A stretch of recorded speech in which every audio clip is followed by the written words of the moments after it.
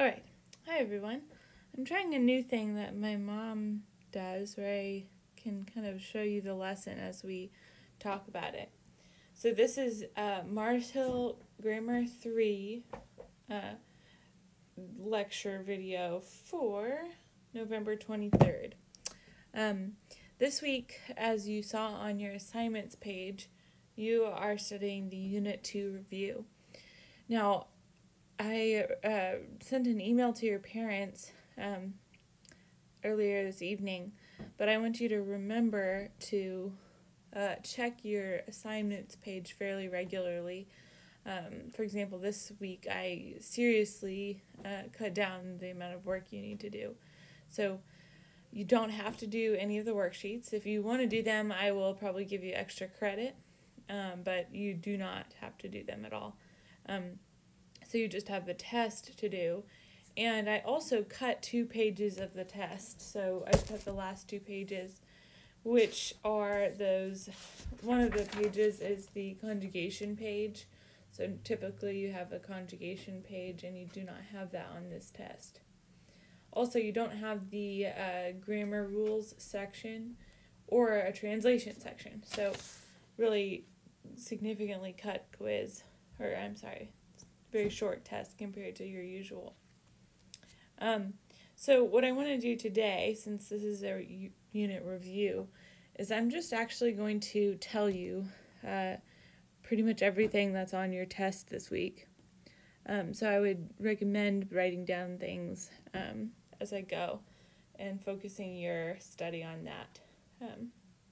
Alright, so you have 3 pages on your test.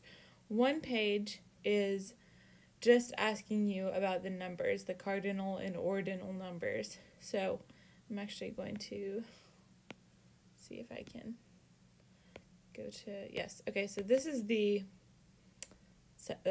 last page of your test. Exactly. So you just have to fill in, everything in green is what you have to fill in. So the cardinal number is, remember, the cardinal is counting numbers, and the ordinal is first, second, third. So we have unus, aum, duo, duai, duo. And with those, those 2, and also tres, tria, you have to remember that they can be declined, and so you need those the other forms and not just the masculine nominative singular. For the rest of them, they don't decline in the same way, so you just have to remember the numbers: quattuor, quinque, sex, septem, optum, novem, decem, and then the ones you learned last week: undecem, duodecem, tridecem, quattuordecem, quindecem, sedecem, septedecem, and then we switch over and we go duodeciviginti, undeciviginti, and viginti, where 18 and 19 are 2 from 20 and 1 from 20. And then finally you have centum and mille, 100 and 1,000. On the ordinal side here, these maybe are a little bit easier. They're all decline-like adjectives, as you can see. So we have primus, secundus, tertius, quartus, quintus, sextus, septimus, octavus, nonus, and decimus. Alright, so this is, let's see, 22 plus 10, 30. This page is worth 32 points on your test. And this is the exact page, the exact 3rd page. So I would pause your video here and make sure you write down that and study those numbers. Okay, going back to the lesson, I'm going to see if I can mark it up here. This is definitely a trial run for me, so let's see what happens here. Okay. Oh, yep, here we go. Okay, so this declension here is on your test. This is one of the declensions you asked for. So duo, duorum, duobus, duodos, and then duobus, and then in the plural, duai, duarum, duabus, duas, duabus. You notice especially the singular is very, I'm sorry, I said singular and plural. It's masculine, feminine, and neuter. The things that are a little bit strange are this O here You usually see an I or an E, but we have an O in this word. Okay, another thing on your test for sure is Jesus, the declension of Jesus. Jesus is the fourth declension word, but the genitive here is not us, it's u. So Jesus, Jesu, Jesu, Jesum, Jesu. The only thing unusual from being in part of the fourth declension is that the Jesu ends in just a U and not U-S. Okay. Let's see what else here. Gonna zoom back out. What else on your test here?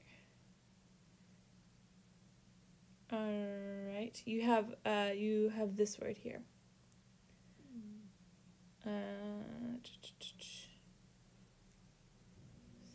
Okay, you have alius. Now, alius is, you're asked to decline it.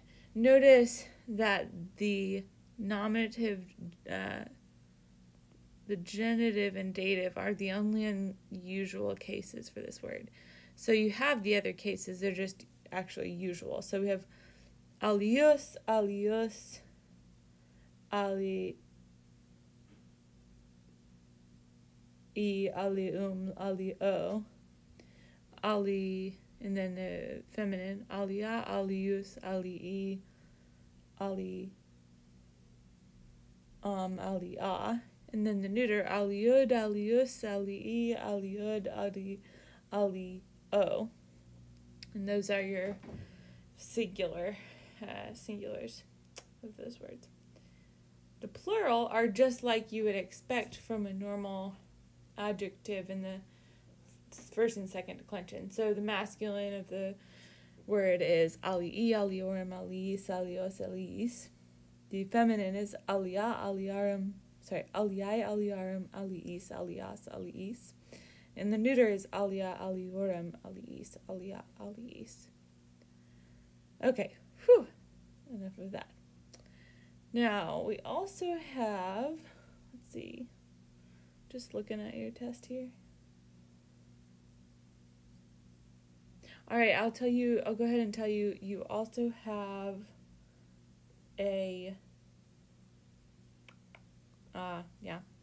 one of the irregular declensions. So I wonder if I can zoom in here. I'm going to write a declension here, or some words.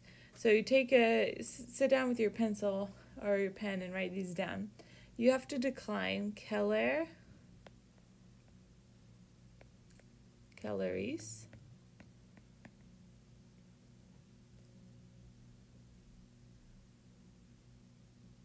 celere,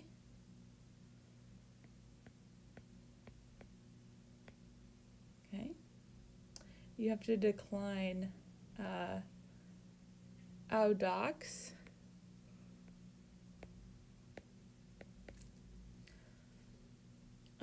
you decline genu. Remember, genu means knee. It's one of the fourth declension words. And it goes genu, genus, genu, genu, genu. Genua, genuum, genibus, genua, genibus. Let's see, what else do you have?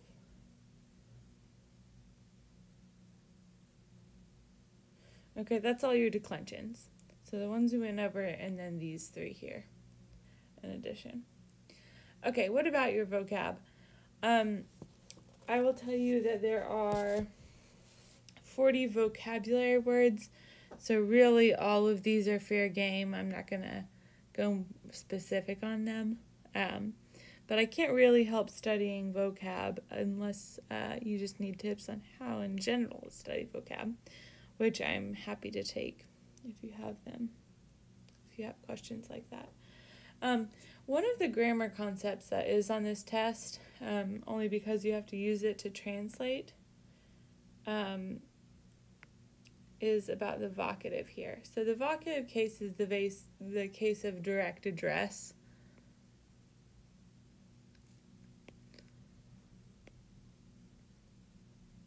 direct address. Okay. It is identical to the nominative in all declensions except in the singular. There we go. Wait, no, where'd it go? Us and eos, nouns of the second declension. And, oh, whoops. In the singular. Oh, the singular masculine nouns. Sorry, that's my bad. Of the second declension ending in us or eos, where e replaces us and I replaces eos.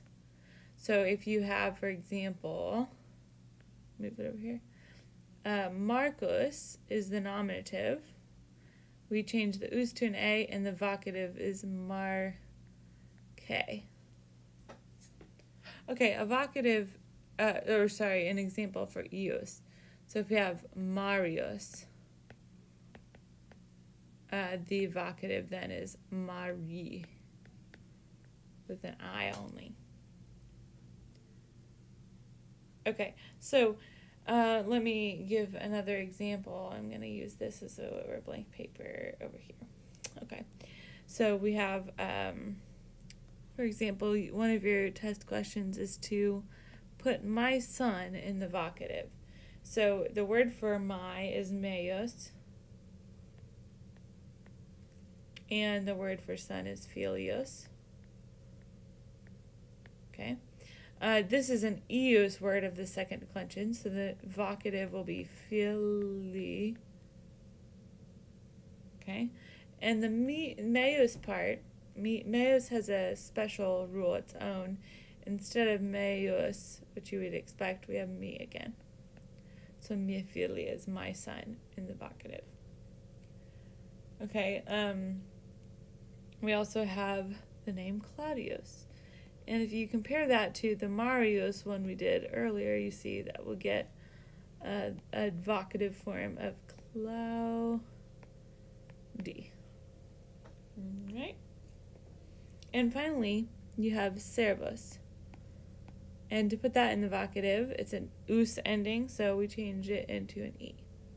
So the things you really have to remember is that us, let's see, for the vocative, us changes to